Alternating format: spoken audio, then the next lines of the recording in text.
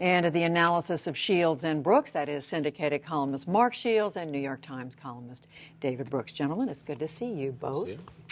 So, Mark, the president came out and said he's in favor of gay marriage. How big a deal is that? He did. He did do that, Judy. First of all, it was not orchestrated. That seems to be the suspicion of all the conspiracy buffs in Washington, that the whole boy wasn't this clever. It really wasn't clever. Joe Biden came, as you pointed out in the piece, came bluntly out. And then Arnie Duncan, they were going to go one by one through the cabinet until they get to the president. And the president had an untenable position, which was his position was evolving. No leader on a controversial issue can say my position is evolving. You expect a leader to say, I've thought about this, I've come to this conclusion, this is what I've decided. And the president did decide. It's a deal.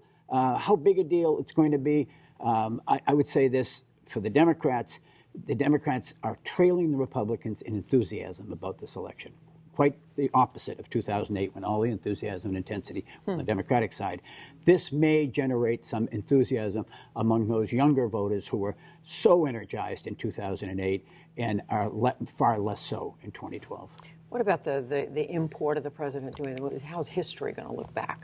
I think it'll be a significant step. Listen, this is a remarkable issue. It's rare that you see public opinion shift so fast on one issue. It's been led by young people, people under 40, but people over 60 are moving, Republicans are moving, Democrats are moving. And so there's been just this incredible shift in public opinion. It's in contrast to, say, abortion issue, which is pretty much stagnant for decade after decade. This, you see this whole shift. And so the president has not led the shift, but he's moved along with it. And so in 1996, he filled out a questionnaire where he said he was for gay marriage. Then he sort of backed off that for a long time. And, you know, you understand why. You don't expect our politicians to commit political suicide, do something tremendously unpopular. And he didn't. And then eventually he decided that he was going to follow along and get with the program, so to speak. And so he hasn't been out front. Nonetheless, I think he's done the right thing. And I think it'll be remembered as a very important step for a civil rights victory. And I think it was a brave step. It's something that I think will hurt him. It will, and it's arguable both ways. Mark points out that it'll build up intensity, but I think on state by state, there are crucial states like North Carolina, Missouri, Ohio, Pennsylvania maybe, where you've got pretty significant majorities who oppose gay marriage. And so I think in some of those states, to the extent that this issue matters at all in the election, I think it'll have an effect. So Trump the economy? No, I don't think it will. Issue for voters? David's absolutely right. In 1996, Judy, when Bill Clinton was president of the United States, 27% favored it, according to Gallup poll, 68% were against it. The same Gallup poll now shows a majority of Americans supporting it. That is a dramatic change in 15 years. And credit has to go to people like David Brooks, who was a conservative thinker, who made the case that if you cared about stability and you cared about institutions, that you had to be for gay marriage, and especially if you wanted permanence in relationships as far as the nurturing of children. I read that 27% of gay couples now have children, and more people have seen this, and more people have gay friends. I agree with David that 2004, I believe George Bush carried the state of Ohio against John Kerry because there was a same-sex marriage amendment on the, and I don't say that Ohio has become Berkeley overnight, but I think the economy does trump this. I think African-American voters, when tested, who voted in large numbers against same-sex in 2004 in Ohio, will, in fact, support the only African-American ever elected to the White House and overcome their business. And I think there's been a change. I really do. I don't know what the result's going to be, but it's. I think it is a step, and it certainly put the lie to the canard that same-sex marriage threatens traditional marriage. You mentioned gay adoption. It was interesting, David, that Mitt Romney said he believes that marriage should be between a man and a woman, but he said he thinks it's all right for gay couples to adopt children. How do you Yeah, square no, that? and he has been sort of, when running for governor in Massachusetts, he was much friendlier, at least in intonation. So there's been subtle gradations, and I'm pretty sure this is how the Republican Party is going to handle it. They're not comfortable with their position. They're certainly not comfortable with the the socially conservative traditional position that it's just an abomination and wrong. And so you will not see, you hear in Washington this week a lot of very anxious Republican pollsters saying you do not want to go there, you do not want to pick a fight on this issue. And so it'll be unlike 2004, where they were eager to pick a fight. As I say, I don't think it'll help Obama in some of these states, very particular states. I do not see Republicans leaping on this because they can see which way the winds are blowing. And Judy, I'd point out, Mitt Romney's position on it makes President Obama's look crystal clear and totally born of principle. I mean, he is for, you're right, gays being able to adopt, but he's for unwed parents for children. In other words, he doesn't want the stability, the security of a family. Doesn't want them to be married legally, and he's for a constitutional amendment to outlaw gay marriage. So you have Obama, who says he's for same-sex marriage, but he wants to do it on a state-by-state basis. Not the traditional democratic approach to most problems. And the Republican is saying he doesn't want to do it by states' rights. He wants to do it with a federal mandate. I mean, so both sides are a little bit contradictory in there. Which is kind of the opposite of what one normally thinks of Democrats and Republicans. And for Obama, of course, is a little bit of an out to say it's a state issue. It means he doesn't have to get on the affirmative and talk about this. That's right. Just quickly to both of you, a word about this Washington Post story about what happened when Romney was in high school. He was a senior about to graduate, and there was this incident where he and some of his friends held down a classmate and then and Romney and others cut his hair. Romney says he doesn't remember it. 5 of the classmates say they do. Does this go anywhere? I don't think so. It was an ugly episode, but there's no record of him behaving like this as an adult. Quite the contrary. When you interview people about his career at Bain, at governor of Massachusetts, in the campaign, they talk about him being extremely kind and compassionate. You can attack Romney for being a flip-flopper and stuff like that. You cannot attack him for being a cruel bully. It's just not in his adult record. So to me, this was a piece of his life that happened when he was young, wildly out of context with his adult record, and blown out of proportion.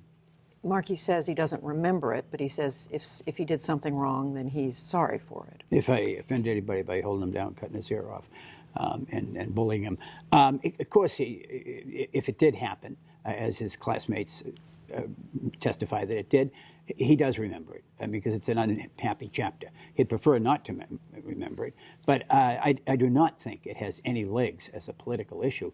And this is a man who's run twice for president, who's had opposition research done by Republican candidates and opponents of him who don't like him.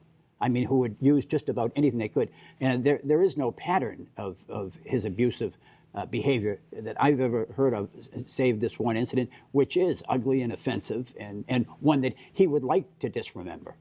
Completely different subject. A couple of countries in Europe, David, voted this week, Greece and France, and the voters lashing out against austerity. We've talked about this a little bit here, but what does this say, and is it going to have repercussions in this country? Yes.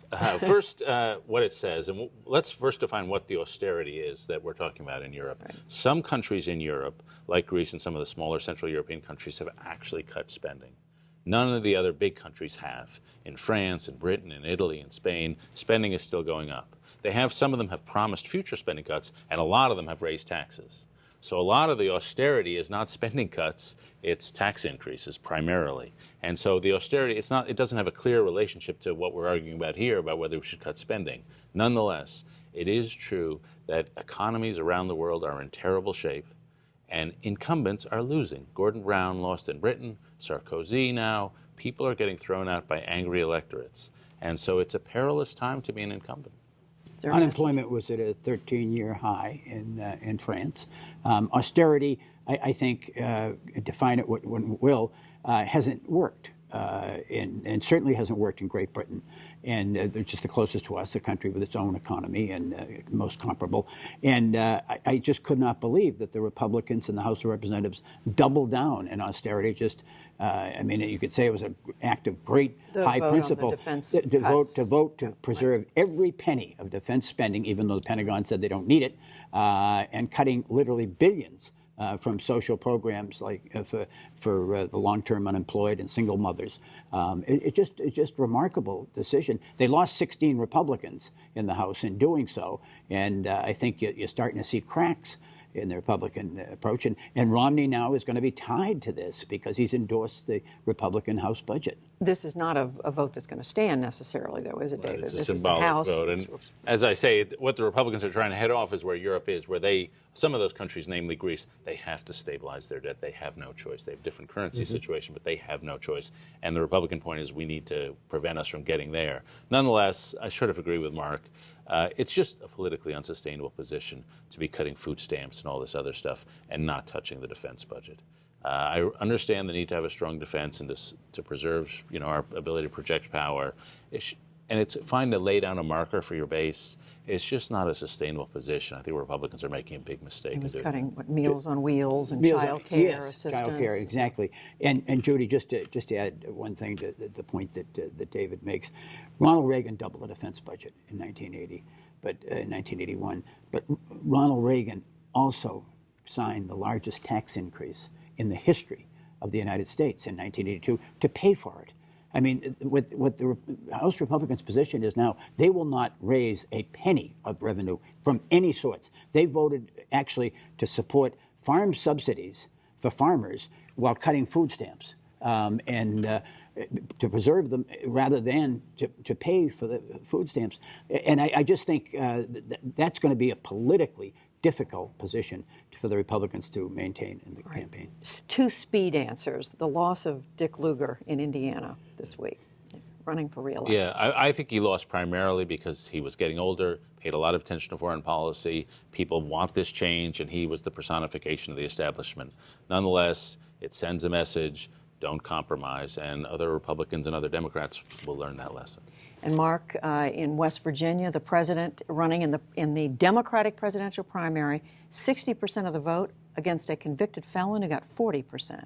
Yeah, I think it's a terrible warning to the White House that in a closed Democratic primary, Democratic voters participating, that the president's opponent, who was a convicted felon serving 230 months in jail, got over 40% of the vote, carried 10 counties without spending a dime or without any kind of a campaign.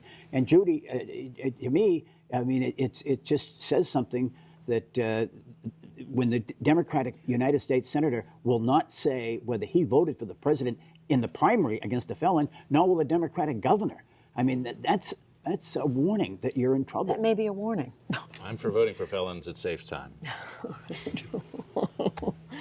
Mark Shields, David Brooks, thank you both. And if you want even more of Mark and David, and of course you do, they talk sports and politics with Hari later this evening on our website in what we call the doubleheader.